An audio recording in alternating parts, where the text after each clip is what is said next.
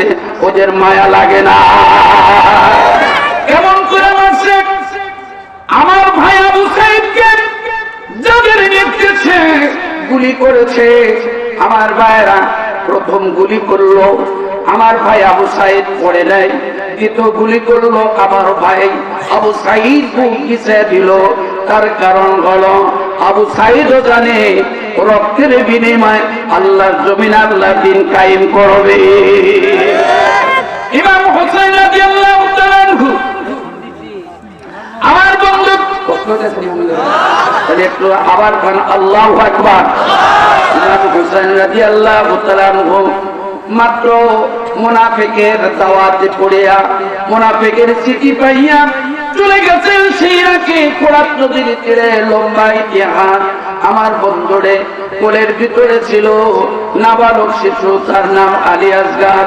ভাইয়েরা, যারা নাবালক শিশুকে হত্যা করে আমার ভাইয়েরা তার উসিলাই করে আল্লাহ তার দিনকে তার জমিনের ভিতরে জিন্দা করে। তার পাঁচ বন্ধুগণ তার মতো আলী আসগার ঘরের ভিতরে আছে। ইমাম হোসেনের স্ত্রী স্বামী, ঘরের ভিতরে যা পানি ছিল সব শেষ হয়ে গেছে, খাদ্য যা ছিল এটাও শেষ হয়ে গেছে। পানির তৃষ্ণার কারণে আমার স্তনের দুধটা পর্যন্ত শুকে গেছে। স্বামীর কাছে এতটুকু আবদার করলেন, আলী আসগরকে পানি আমাদের দেওয়া না দাও, কিন্তু শিশু আলী আসগর তুই একটা পানি, একটা পেয়ালা পানি পান করে নিয়ে এসে দাও। আবদার শুনিয়া স্ত্রীর কোল থেকে স্বামীর সন্তানকে দিলেন, নিয়ে রওনা করলেন। যাইতে যাইতে আমার বন্ধুরে সেই ফোরাত নদী এখনো আছে, পানি ভরা আছে, কিন্তু এই নদীর সাক্ষী বহন করে রাখে, পানি ভরা আছে, কিন্তু এই পানি পান করার মতো এখন আর কেউ নাই। নিষ্ঠুর ভাষা ও নির্দয় ওই এজিদের বাহিনীগুলো ইমাম হোসেন রাদিয়াল্লাহু তাআলা আনহুকে ঘিরে ধরলেন। ঘিরে ধরার পর সকলেই তার দিকে এরকম ভাবে প্রশিক্ষণ করে দিয়ে রইল। এবার ডাকতে বলল, ইমাম হোসেন বললেন, ভাইরা আমার, আমাকে আটকেও না, পথটা আটকেও না, আমার মুখের দিকে যদি না তাকাও, আমার এই নাবালক সন্তানের মুখের দিকে তাকাও, দেখো না পানির পিপাসায় আমার ছোট্ট ছেলের দুটা ঠোঁট পর্যন্ত শুকে গেছে, জিহ্বাটা শুকে গেছে।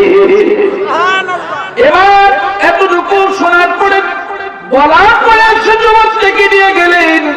আপনারা জানেন ওই ফোরাত নদীর কিনারে যখন চলে গেলেন, পানির ভিতরে নামলেন, নামার পরে পানি এরকম ভাবে হাতের ভিতরে উঠাবে, এমতো অবস্থায় ওই নিষ্ঠুর আমার বন্ধুরে এরকম ভাবে তাদের লিডার সীমারের নির্দেশে তীর নিক্ষেপ করলো।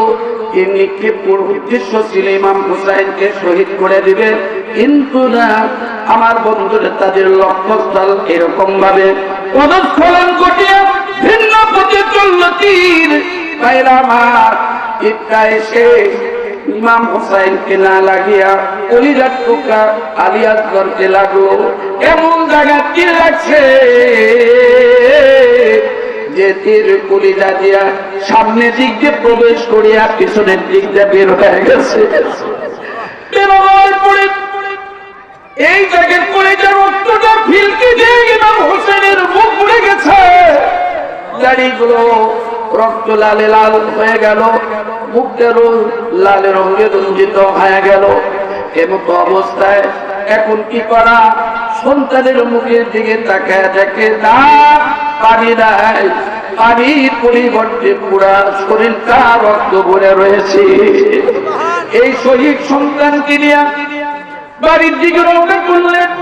বাড়ির দিকে রওনা করে কাফেলার কাছে এসে ঘরে প্রবেশ করে ডাক দিয়া বিবিকে বলে ডাক দিয়া কায়, ওগো আমার আলী আসগরকে পানির পরিবর্তে দেখো আমি তাকে এমন একটা পানি পান করে নিয়ে আসছি যে পানির বিনিময়ে আল্লাহ তাআলা এর বিনিময় দান করবে হাসরের ময়দানে। কি দান করবে গো? সন্তান বুকের ভিতরে নিয়ে ডাকিয়া কয়, কি পান করে নিয়ে আইলা, কি খাওয়াইলা? আর তো সন্তান কথা বলে না, আর আমার সন্তান আর আমার মুখের দিকে তাকায় না। আমার বন্ধুরে বিবি কান্দে, ঘরের মধ্যে কারো সকলের কাফেলার লোকজনের চোখের মধ্যে পানি। কি নিষ্ঠুর, কি পাষাণ! এই নাবালক বাচ্চাটা কি অন্যায়, কি অপরাধ করছিল আমার বন্ধুরে। আলিয়াজগারের বিনিময় আমার বন্ধুগণ ওই দেশে আল্লাহ তাআলা কোন এক সময় ইসলামের জয়, ইসলামের বিজয়, আল্লাহ কালেমা পতাকা আল্লাহ উঠায় দিয়েছিলেন। একটু চিৎকার জোরে কান মারহাবা। ও রক্ত ছাড়া, ও রক্ত ছাড়া আমার বন্ধুরে দিন কায়েম হয় না, রাষ্ট্র জয় হয় না। ওরকম আলিয়াজগারের মতো আমাদের দেশে আর একটা জীবন গেল। ওই ছেলেটার নাম ছিল মুগ্ধ। জোরেকার নামটা ছিল কি? মুগ্ধ। আমার ছাত্র আন্দোলন ভাইদের কাছে এসে বললেন, পানি নিবানি, পানি খাবেনি। পানি দিতে আসিয়া সেই মুগ্ধটাও আমার বন্ধুরে গুলির আঘাতে সেই মুগ্ধটার জীবন দিয়ে দিল। মুগ্ধর জীবন, ভাই আবু সাইদের জীবন, আমার কলিজার টুকরা ছাত্র ভাইদের হাজার 1500 জীবন যাওয়ার পরে আল্লাহ রাব্বুল আলামিন এই পবিত্র মাটিকে জালেমের জুলুম থেকে, নির্যাতনের হাত থেকে আল্লাহ পাক 18 কোটি মানুষকে মুক্তি দিয়েছে। কথা কান ঠিক নেবে ঠিক? এই কথা শোনার পরে কিছু মানুষের খারাপ লাগতেছে, কয় এই যে হুজুর আমগুলো দলের বিরুদ্ধে কইতেছে। যদি তোমার কলিজায় খারাপ লাগে তাহলে বোঝা যাবো তোমার কলিজায় এখনো সমস্যা আছে। কথা বলে রে মিয়া ভাই, ওষুধ দিলে যদি নাই পড়ায় তাহলে বোঝা দেখবো যে তোমার রোগ নাই। আর যদি ওষুধ দিলে লাগে তাহলে মনে করা লাগবে রোগ সেখানে আছে। কথা কি ঠিক? এই জন্য আল্লাহ আমাদেরকে এই জমিনকে জালেম মুক্ত রাখেন। আমিন কি কওয়া দেবো? এত আস্তে আমিন ভুলবার চাইবে। আর একটা এই জমিন আল্লাহ জালেম মুক্ত রাখেন। বোঝে নাই যে কি আমি আমিন করি। এই জালেমের তো নির্যাতনে ভরে নাই, এবার তো আমিন করবো না। আর একবার জোরে বলেন তো আমিন। ইমাম হুসাইন রাদিয়াল্লাহু তাআলা আনহু ছেলে দিয়ে এবার শেষবারের মতো কাফেলার কাছে বিদায় নিয়ে চলে গেলেন। কারবালার প্রান্তরে যুদ্ধ শুরু হলো। যুদ্ধ করতে করতে আল্লাহু আকবার, কি যুদ্ধ করবেন তিনি? তিনি তো নিরস্ত্র। সেই ঘোড়াতে সওয়ার হয়ে চলছেন। আমার ভাইরা সেই যুদ্ধের ময়দানে যারা এত নিষ্ঠুর ছিল, এত পাষাণ ছিল, এত নীরব সংকল্প করে রেখেছিল, এই ইরাকের এই ফোরাত নদীর কিনারের পাশ থেকে আমার ভাইরা ইমাম হুসাইনকে তারা বাড়িতে পাঠাইতে দিতে চায় না। যে কাজ সেই কাজ করে নিল। এবার কি নিক্ষেপ করলো, মারলো, এমন কোন জায়গা ছিল না ইমাম হুসাইন রাদিয়াল্লাহু তাআলা শরীরে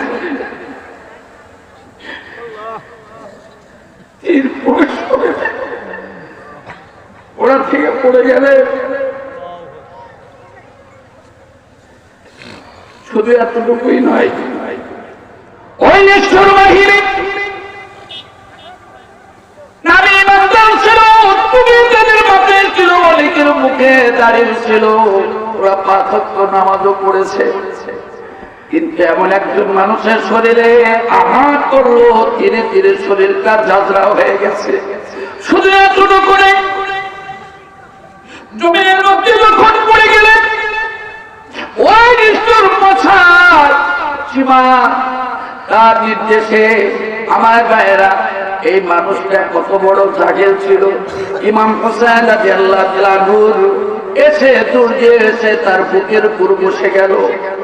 বসে পড়ে আমার ভাইয়েরা হাতের মধ্যে ছিল ছুরি। এই ছুরিটা দিয়া ইমাম হুসাইনের গলার ভিতরে পুঁতাইছে ছিল, গলার ভিতরে আল্লাহ রাসূলের যোগিত সেই জান্নাতি সুপারিশকারী সর্দার আমার ভাইয়েরা তার কাল্লা তার দুই খণ্ড হয়ে গেল। ইন্না লিল্লাহি ওয়া ইন্না ইলাইহি রাজিউন। হয় না কা? ইন্না লিল্লাহি ওয়া ইন্না ইলাইহি রাজিউন। দেহ মোবারক এক জায়গায় করে রইল, আর মাথা মোবারকটা ভিন্ন জায়গায় করে রইল। এই খন্ড মাথাটা লাফাইতেছিল। এই দিকে ইমাম হুসাইন রাদিয়াল্লাহু তাআলা আনহুর আল্লাহটা এক জায়গায়, দেহ মোবারকটা পড়ে আছে আর এক জায়গায়। আল্লাহর হাবিব ওই সময় আমার বন্ধুগণ, ওই দিন গত রাত্রে বেলায় আল্লাহ নবী মদিনায় থেকে উঠে আসছে। মদিনায় থেকে আমার ভাইরা রাসূলের এক স্ত্রী ছিলেন, তেনার ঘরের ভিতরে চলে আসছে। আমার বন্ধুগণ ঘরের ভিতরে পয়গম্বর প্রবেশ করছে, স্বপ্নের ভিতরে দেখতেছে রাসূলের দাড়ি মোবারকটা ধুলা মাখা হয়ে আছে। নবীজির মুখমণ্ডল এত সুন্দর, মুখটা বিমর্ষ দেখা যায়। রাসূলের দুই চোখ গাল পড়ে পানি। স্বপ্নে যোগে জিজ্ঞাসা করছেন, ও আল্লাহর নবী, আপনার মুখের মধ্যে দাঁড়িয়ে ধুলা ভালো লেগে আছে কেন? তুমি খবর জানো না, এই মুহূর্তে আমার কলিজার টুকরা এসে ইমাম হোসেনের কাল্লা তার দুই টুকরা করে ফেলছে।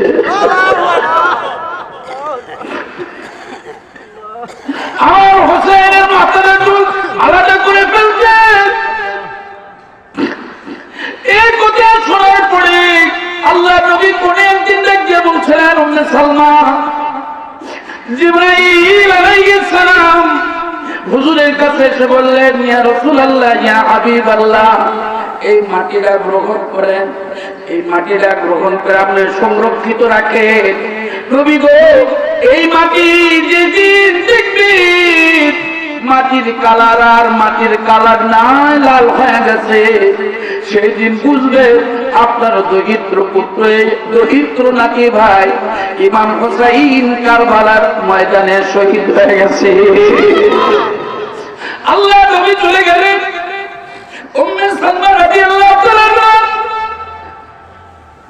রাসূলের বিদায় গেলেন, সেই মাটি দিয়ে গেলেন আর বললেন, ওগো, এই মাটিটা সংরক্ষণ করে রাখো।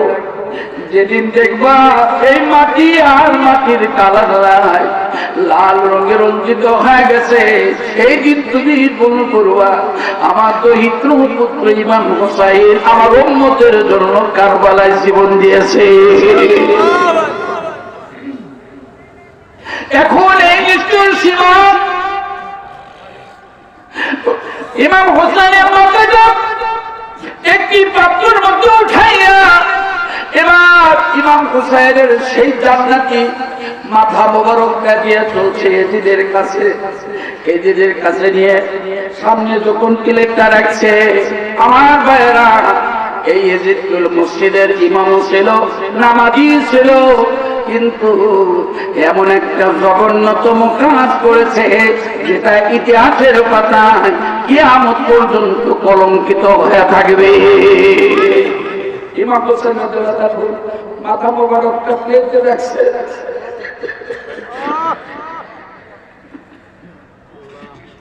এমন একটি মুখ, কেমন একটি চেহারা আল্লাহ দান করেছিলেন। এই মাথার উপরে এজিদ চেয়ারে বসে আছে, আর মাথাটা এজিদের পায়ের কাছে রেখে দিয়েছে। এজিদের হাতের মধ্যে লাঠি ছিল, এই লাঠি দিয়ে ইমাম হোসেন রাদিয়াল্লাহু তাআলা ঠোঁটের উপরে এরকম ভাবে ঘুরাইতেছে, লাঠি দিয়ে ঘুরাইতে সাগাত করতেছে। হুজুরের একজন সাহাবী ছিলেন, ডাকতে বললেন, এজিদ, এতক্ষণ যা করেছ মুখ বন্ধ করে সহ্য করে নিয়েছি। তুমি কি জানো যে লাঠিটা যার মুখের উপর দিয়েছ, এই ঠোঁটের উপর আল্লাহ কত বছর বাগিয়েছে?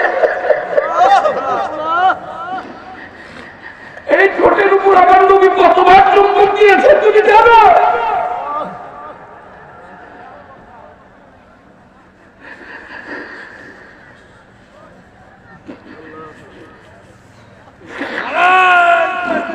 Allah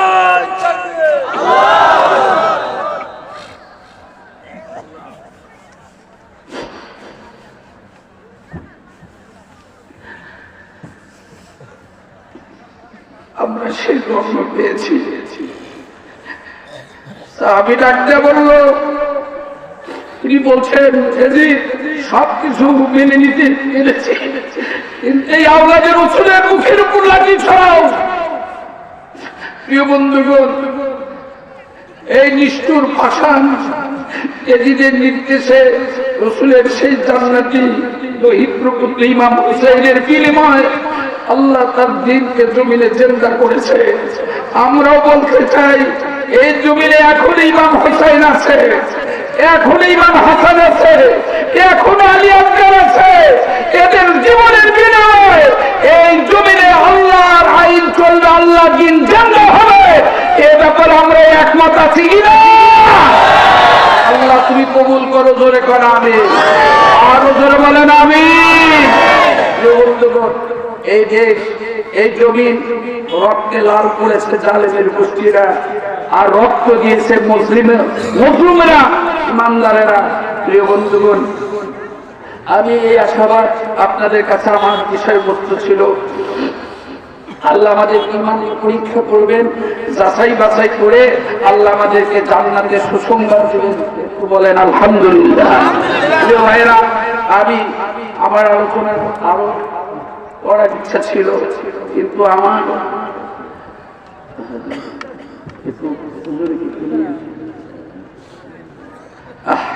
ভাইরা আমার আসলে আলহামদুলিল্লাহ, একটু আলহামদুলিল্লাহ বলেন। আমরা গত বছর থেকে শুরু করে সাবেক 14-15টি বছর পর্যন্ত এই আল্লাহর জমিনে আল্লাহর কথা বলতে গেলে ওই জাহেলের গোষ্ঠী, জালেমের গোষ্ঠীর কাছে অনুমতি নেওয়া লাগছে। কথা কয় না কেন? থানায় ঘুরতে ঘুরতে ঘুরতে বক্তার তালিকা দেওয়া লাগছে, কমিটির তালিকা দেওয়া লাগছে। দেখছেন, এই দেশ থেকে ধরে নিয়ে গেছে।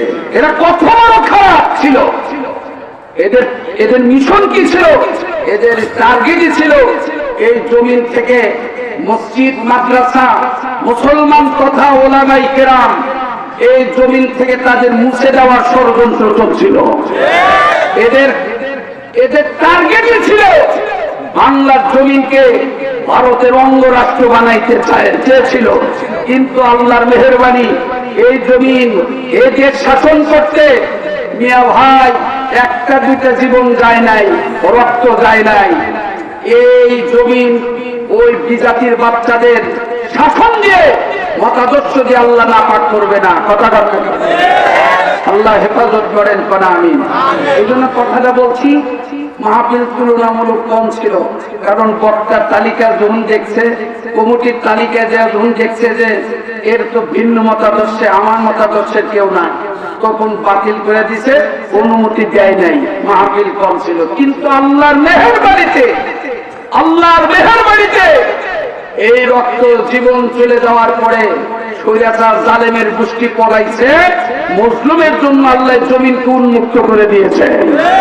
এই জন্য আলহামদুলিল্লাহ এবারে পরিমাণ বয়ানের চাপ, এক একজন বক্তা এক একটা দিনে রাইতে 3টা-4টা, আমার মনে হয় আমার মতো মগা 5 দাওয়াত দিলে আমি শেষ করে হবে, কিন্তু আল্লাহ মেহেরবানিতে কত করতে পারি না।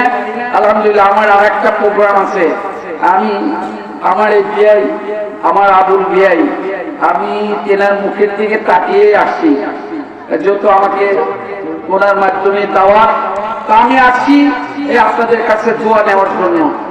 আমি দোয়াও নিমু, দোয়াও করবো, আমিন বলেন। আর একখান জোরে মিয়া ভাই, যে কথা দিই আর একবার 5 মিনিট বোনাস দিলাম, আমিন বলেন। কি 5টা মিনিট আমার সময় দেওয়া যাবে? সেটা হলো যেহেতু মসজিদ কেন্দ্রিক মাহফিল, আলহামদুলিল্লাহ আমার পরে যে বয়ান আসবেন যেনারা, ওনারা আসলে কালেকশনের টাকা না, ওরা ওয়াজের পাহাড়, ওয়াজের জাহাজ নিয়ে আসতেছে। আমি বলে আমি যেখানে যাই, ওই যে আমার মা বোনেরা করছে যে যেই যদি স্বর্গে তা বলে বাড়াবানা নাই, তা আমি যদি বড় চালু হইয়া থাকি তখন আমার কালেকশন করা লাগে, বুঝছেন না? এখন আমি খালি ভাই কথা বলতে থাকেন, তারপর হুজুর আসতে থাকেন, আমি যাইতে থাকি। আলহামদুলিল্লাহ বিয়ে কো বিয়ে গেছে গা আমার বিয়ে গেছে আরে সুবহানাল্লাহ আলহামদুলিল্লাহ ছোট্ট এক বালক এই ইমাম হোসেনের মতোই আলহামদুলিল্লাহ মুগ্ধের মতো